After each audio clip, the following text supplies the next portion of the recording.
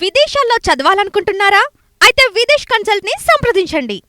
AP BJP నాయకులు తమ బుద్ధి పోనిచ్చుకోలేదు. ప్రధాని నరేంద్ర మోడీ ఇచ్చిన పిలుపు మేరకు సీఎం చంద్రబాబు, టీడీపీ నాయకులు హర్ ఘర్ తిరంగా కార్యక్రమంలో పాల్గొన్నారు. ప్రతి ఇంటిపైన జెండాను ఎగురవేయాలని సర్కార్ అధికారికంగా కూడా ప్రకటించింది. అంతేకాదు, చంద్రబాబు సైతం తన ట్విట్టర్లో మోడీ పిలుపును అందరూ పాటించాలని అన్నారు.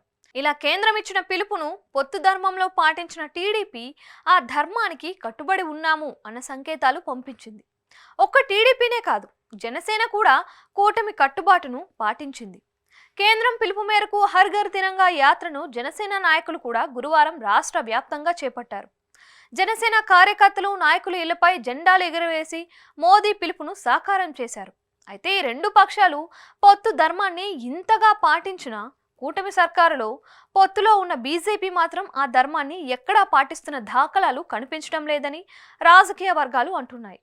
పొత్తులో ఉన్నప్పుడు, ప్రభుత్వంలో భాగస్వామి అయినప్పుడు సర్కారు చేపట్టిన కార్యక్రమాలకు బీజేపీ నాయకులు కూడా మద్దతుగా నిలవాలి. ప్రభుత్వం పిలుపునిచ్చే కార్యక్రమాలకు అండగా ఉండాలి, వాటిని ముందుకు తీసుకువెళ్ళాలి. కానీ ఏపీ బీజేపీ నేతలు మాత్రం ఎంతెంత దూరం అంటే చాలా చాలా దూరం అన్నట్లుగా పొత్తు ధర్మానికి దూరంగా ఉండిపోతున్నారు అన్న వాదన వినిపిస్తుంది. తాజాగా సీఎం చంద్రబాబు రాష్ట్ర వ్యాప్తంగా అన్నా క్యాంటీన్లను సంబరాల మధ్య ప్రారంభించాలని పిలుపునిచ్చారు.